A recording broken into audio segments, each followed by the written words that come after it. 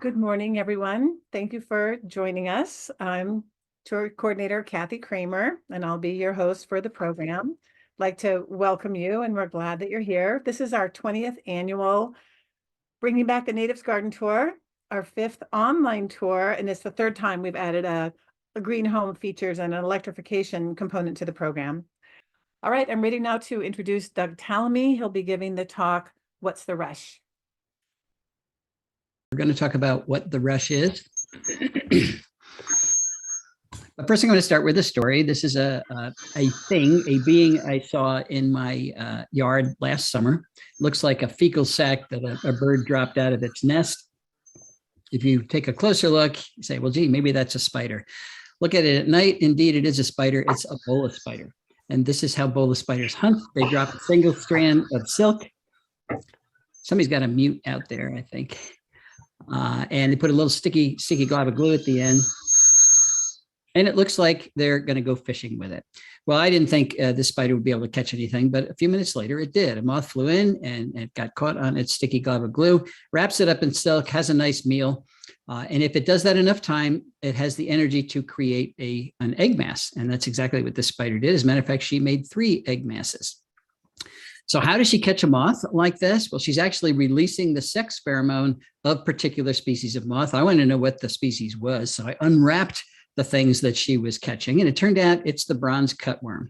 She caught 10 bronze cutworms in a row in my yard, and I've got bronze cutworms and the caterpillars that create a bronze cutworm because I've got goldenrod. That's their favorite host plant. And the tree I was looking at was an oak tree, which produced this beautiful moth, the dot line white. And I've got dot line whites produced by this tree in my yard because I didn't rake the leaves away, because there's a dot line white cocoon in this little leaf mass right here. And there it is. I'm sure you saw it right away. Here it is up close. If you rake them away, you've just thrown away that beautiful moth. I've got evening primrose moths in my yard because I've got evening primrose. So the moth comes and spends the day with its head stuffed in the flower. It's very cute.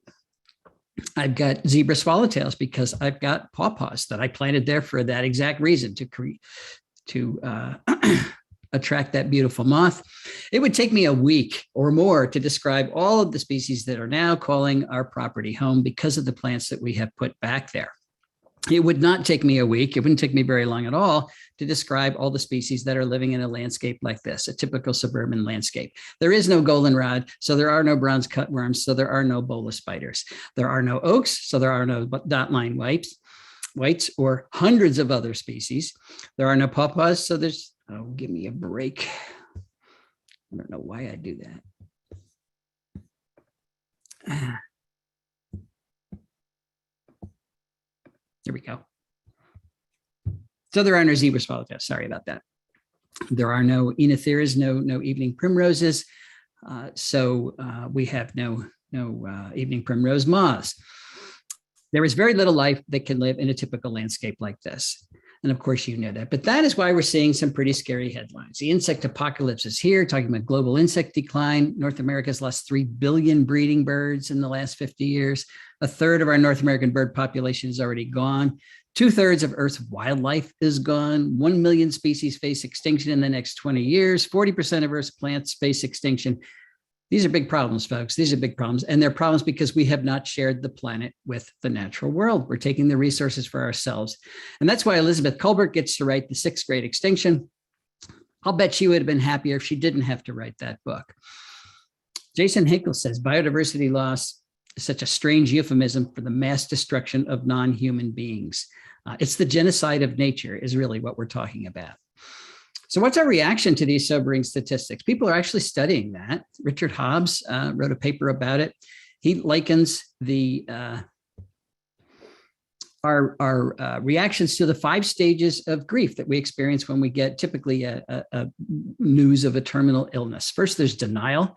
We certainly have plenty of people denying that we have a problem at all. Then there's anger. I feel a little bit of that sometimes. Bargaining, depression, I feel a little bit of that sometimes too. And then the final stage of grief is acceptance. And this is where I take issue. Acceptance is too easily equated with giving up. And giving up's not an option, folks, because nature is not optional. We absolutely need it. So we need a sixth step here, and that is action. That's what Homegrown National Park's all about, taking action. And we do have existing national parks, and they were created primarily because they had exquisite scenery. They were beautiful places. Teddy Roosevelt said, we've got to preserve these places because that's good administration. Natural beauty is a national asset, and recreation produces good citizenship. So our parks were created largely because they were pretty places in which we could play. And that's why we only have about 12% of the US that's formally protected. These dark green areas are where we have our major parks, because there's not all that many places that are exquisitely beautiful where we can play. What's happening outside the parks, though, has been appalling. Every 30 seconds, a football field worth of America's natural resources disappears to development. Development, I think it's the most oxymoronic word we have, certainly in the field of ecology. We've got over 40 million acres of lawn. That's an area the size of New England dedicated to an ecological deadscape. And an even deader scape is what we've paved over. We've paved over an area larger than Ohio. There are 2 million acres of golf courses. That's an area larger than Rhode Island and Delaware combined. And we could go on talking about many other statistics. Now, Matt Lee Ashley has observed that evaluating the condition of nature is a bit like watching a leaking pipe. If a person focuses on each drop as it falls to the floor, the leak doesn't seem very damaging. But if you leave for a day and you come back, your room is going to be full of water. And that's exactly what has happened. And we talk about an extinction crisis. It is indeed an extinction crisis, but I don't think extinction is the right metric that we should use. We have an extinction crisis, but we have to think about the degradation of common species. Species like the picture you're seeing here, this is the American chestnut. Used to be the dominant tree in our eastern deciduous forests from Maine all the way to Georgia. It's not extinct yet, but it's functionally extinct. It is wiped out by the chestnut blight. The rusty patch bumblebee used to be one of the most common bees in North America. Now it's a big deal if anybody sees even one of them. So it's functionally extinct. Beavers. Now beavers are making somewhat of a comeback, but they used to be common in every stream system of the entire country. Their elimination drastically changed the hydrology of the entire country, and it wasn't for the better. So we're really talking about defaunation. That's the real problem. It's local and it's everywhere. Enter E.O. Wilson, Harvard emeritus. Everybody knows Edward O. Wilson spent his life studying lots of things, but he certainly was trying to save biodiversity. And probably his biggest contribution in that regard was this book that he wrote in 2016, Half Earth, Our Planet's Fight for Life. And in this book, he noted that in order to save life anywhere on planet Earth, we're going to have to save nature. We're going to have to save functioning ecosystems on at least half of the planet. And if we don't do that, it's going to just disappear everywhere. And he spent most of the book talking about the science that supports that statement. And then he ended the book. He didn't tell us a whole lot about how we were going to do that. Now, fortunately, and somewhat to my surprise, people are actually listening to his Half Earth initiative. The UN has created a global initiative. First, the 30 by 30, we're going to save 30% of the planet by 2030. And that's step one going towards 50 by 50. So the UN is doing what the UN does. They get a bunch of people together and they're negotiating how we're going to protect biodiversity. And it's not going any better than all the negotiations about climate change have gone. Can you imagine negotiating whether or not we're going to save life on planet Earth? Well, that's exactly what the UN is doing. And everybody's got this notion in their head that we're actually going to save 50% of the Earth as pristine ecosystems. How could this be possible? Well, it can't be possible. It's not possible. Half of planet Earth is already in some form of agriculture, certainly not pristine. We've got 7.9, soon to be 8 billion people in the other half, along with all of our infrastructure and our detritus. There isn't 50% of planet Earth that is still pristine. So how can we realize EO's dream?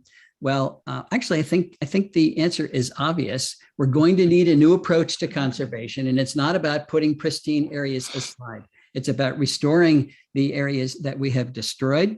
And we're going to do that by finding ways for humans and nature to coexist. In the past, we've had this idea that they cannot coexist. But what I have been arguing for a long time now is that coexisting with nature is now the only viable option that's left to us. We absolutely have to find ways to do that. In the past, of course, conservationists worked pretty much exclusively where there weren't a lot of people. So we now need to practice conservation where there are a lot of people, because that's pretty much everywhere. And I'm not just talking about conserving what's there, I'm talking about restoring what is already lost.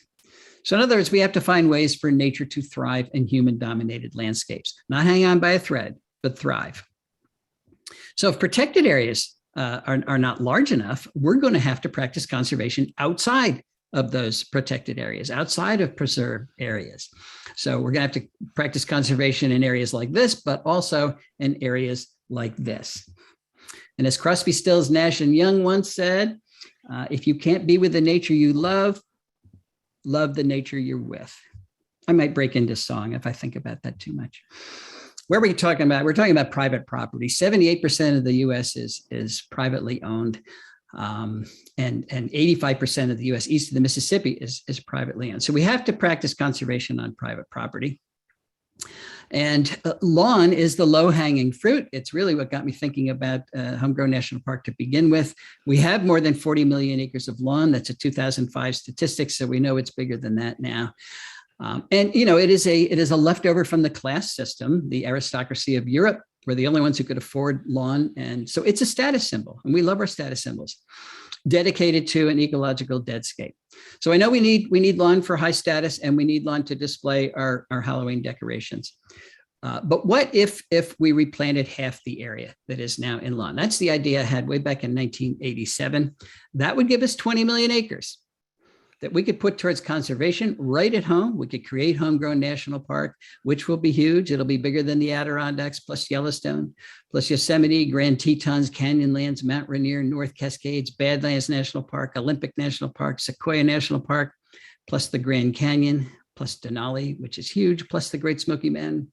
Add up all those parks, it's still less than 20 million acres. So Homegrown National Park will be the biggest park in the country. I started talking about that in my talks for years. And then I finally, when I wrote Nature's Best Hope, I included it as a chapter. But, you know, talk is cheap. That's pretty much all I do. And then I did meet Michelle, and she talked about how this started. She came up to me after a talk and said, you're just talking to the choir. And I said, yes, it's only the choir who invites me. And she said, well, you're not going to succeed unless you get beyond the choir. You have to use social media, you've got to use marketing, and you've got to do all the things that I know. She was correct. I said, I don't do those things. And she said, I do those things. So let's do it. And that's where homegrownnationalpark.org came from. The ideas you see expressed here are all Michelle's. What are we asking in Homegrown National Park? We're saying we need to reduce the area in lawn. That is the low-hanging fruit. We've got to put more natives into our landscapes, and we've got to remove the invasive species that are already there. Our product is national awareness, not just of what the problem is, but what the solutions are. We're going to change the culture. We're going to recognize that nature's not optional. It's not something we should do. It's something we absolutely must do. And it's everybody's responsibility to do it. And the map, once it's fully operational, will allow us to measure our conservation progress. It'll be a powerful scientific tool. Homegrown National Park is going to convert hope to action. We need action. It's aspirational. It doesn't rely on governmental support. Not that we would turn it down if anybody offers it. It's going to merge existing conservation efforts like Audubon and National Wildlife Federation and Wild Ones. We're not, it's no paid membership here. We're not stealing members from anybody. We're uniting them so that we can all have one visual in terms of our progress. And that visual will reveal holes in our biological corridors that we're going to need in order to connect the wild places that remain. So what we're envisioning is something like the COVID maps you see on the New York Times, where each county will be colored in with the progress it's making. This is a simulation, of course, but we're talking about a science-based grassroots call to action that can address the two major problems we have in this on planet Earth. We've got climate change, but we've got a biodiversity crisis, and Homegrown National Park will address both of those simultaneously. So what's the rush? Well, remember these statistics. They're not waiting. They're coming every day. There is great urgency in enacting this Homegrown National Park solution. We've got 48 million residential landscapes in the US. If we add 1,000 properties to Homegrown National Park each month, it sounds like great progress, but it'll take us 4,083 years to reach all of them. So that's not quite fast enough. If we look at that in terms of property size, the average lot size in the US is 0.3 of an acre. So if we add 1,000 acres to Homegrown National Park each month, it'll take us 1,200 years to convert all landscapes. Ooh, somebody's got to mute. So who's going to help Homegrown National Park make this rapid transition? The problem is most people do not garden themselves. They just hire somebody. It's not that they don't like nature or they don't like gardening. They don't have time. They're raising kids or doing other things. So they hire somebody. So what we need to do is create the person that they're going to hire. We need to create a team of skilled ecological landscapers. There are groups doing that now. We need more of them. They need to do it faster. Every place I go to give a talk, people say, who can I hire? And I usually don't know. But once this team is in place, these people are going to have the information that everybody needs. Ecological landscapers are going to know that every landscape has 4 ecological responsibilities. It's got to support food webs so that we have functioning ecosystems. It's got to sequester carbon, get that carbon dioxide out of the atmosphere. It has to manage our watershed, and it has to support pollinators. And they're going to know that lawn accomplishes none of those goals. So our fascination with the lawn is going to end. They're going to know that plant choice matters. There are 3 kinds of plants out there: contributors, non-contributors, and detractors. A contributing plant is one that's helping to enhance local ecosystems. It's going to be a native. Some are much better than others. A non-contributor would be something like ginkgo biloba from Asia. It's not an invasive plant, but it contributes very little to ecosystem function. And a detractor would be an invasive plant like calorie pear, which becomes an ecological tumor. It escapes and pushes out the native plants in our functioning ecosystems. Ecological landscapers are going to know that caterpillars are an essential component to our landscapes. They are transferring more energy from plants to other animals than any other type of plant eater.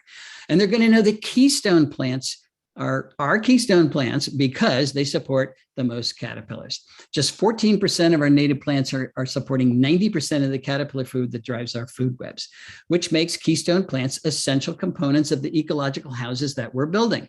They're the support system. Our house isn't going to stand up without keystone plants. We've been trying to build ecological houses out of wallpaper for the last 100 years, and that doesn't work. They're also going to know that insects are the little things that run the world. E.O. Wilson's famous statement. They're going to know that most of the insects that eat plants are host plant specialists. They can only eat the particular plants for which they have the adaptations to get around their particular defenses. So think monarch butterflies eating toxic milkweeds. Very few other insects can do that. You take away the milkweeds, you take away the monarch butterflies. They're going to know that we need pollinators, but they're also going to know it's not because they're pollinating 1/3 of our crops. You hear that every day on the news. It's actually about 1/12 of our crops. But then people say, well, I don't live next to a farm, so I don't need any pollinators.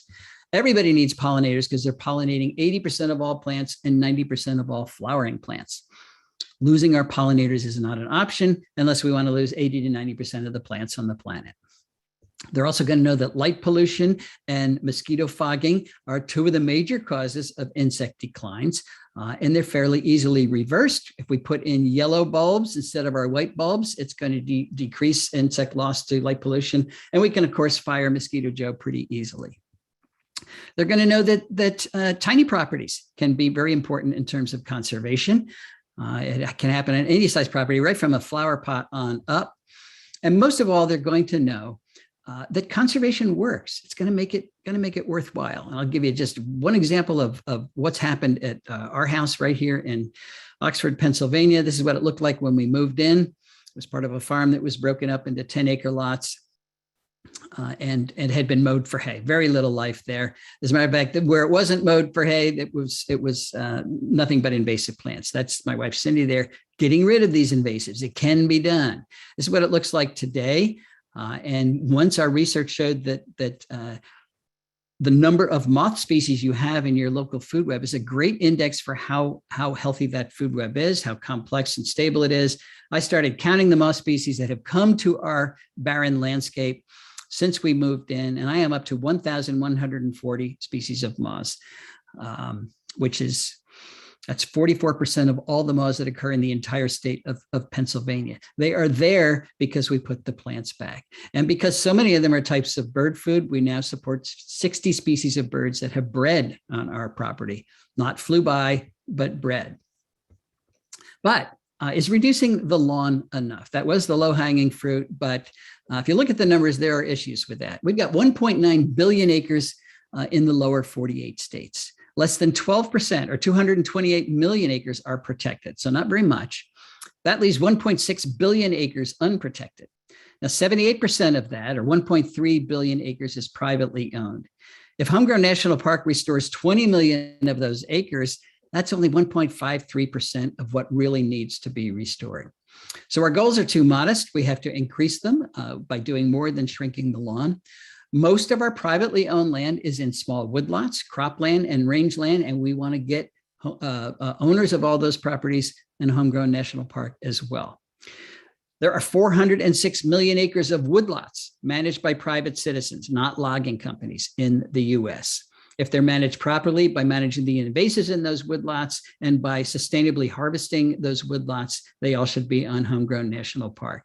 This is where our croplands are. 410 million acres are now in cropland, big area. But there are things that our farmers can do. We can restore the native plants on the edges of the fields. We can put in prairie strips. We can restore hedgerows that have been removed, and we can stop using neonicotinoid pesticides. All of those things will vastly increase the biodiversity in our farmlands. We've got 770 million acres of rangeland, all of which could be good habitat if it's managed properly. We overgraze an awful lot of it. That, by the way, is 4.5 times the size of Texas.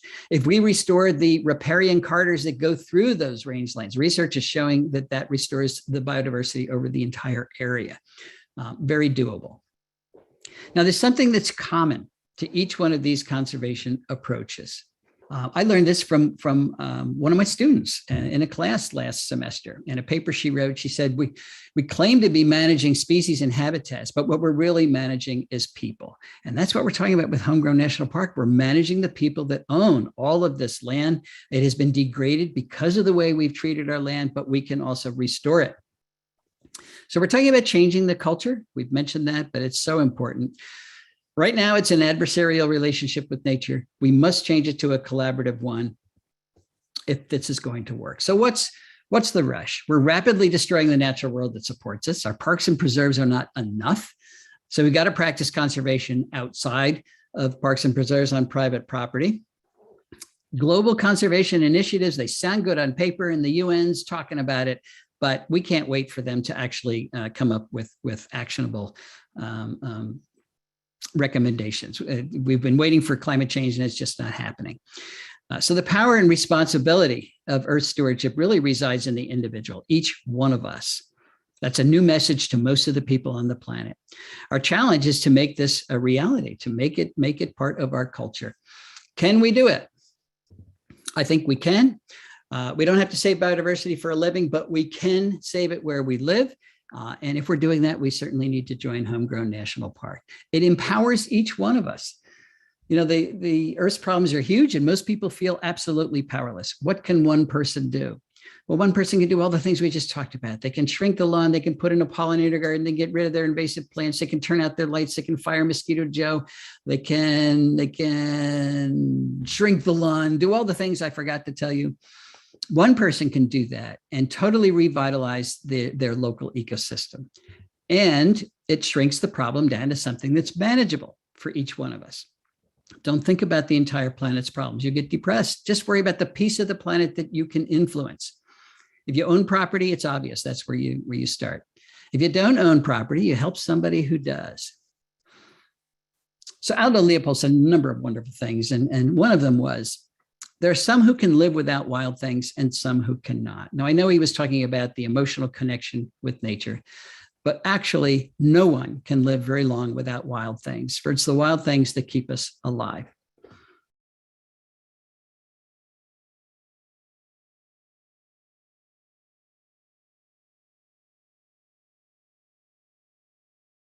I always find hearing Doug Tallamy speak, he's so inspiring and motivating. I know he's encouraged me and many other people to change the way that we garden. And if you haven't had a chance to make a donation, we're asking if you would do it now. If you appreciate this tour, the online event, and also the in-person tour, you can support us by making a donation online at bringingbackthenatives.net under please donate, Venmo at Bringing Back the Natives, or you can mail a check. If you don't have a chance to write the address down, the address is on the tour's website. It's exciting that East Bay Mud has doubled the rebate amount for native plant gardens. It's the only water district to have done this. If you plant a native plant garden, you'll get a super rebate of $2 a square foot, which is double the standard rebate. If you plant natives, sheet mulch to remove the lawn and build healthy soil, and plant in the cool season, you can take advantage of the rain that will help plants get established. To help you do this, EdMud also has a new landscape design assistance program. Choose a designer from their list, and you'll get a 2-hour visit and custom recommendations on things like plant choice, layouts, and irrigation. Yarrow, Clarkia, and Flannelbush, there are so many favorites to choose from, and EdMud's new programs are here to help. And don't forget about mulch and compost coupons, which are available at edmud.com/mulch. EdMud says we may be out of the drought, but water-wise gardens are always in style.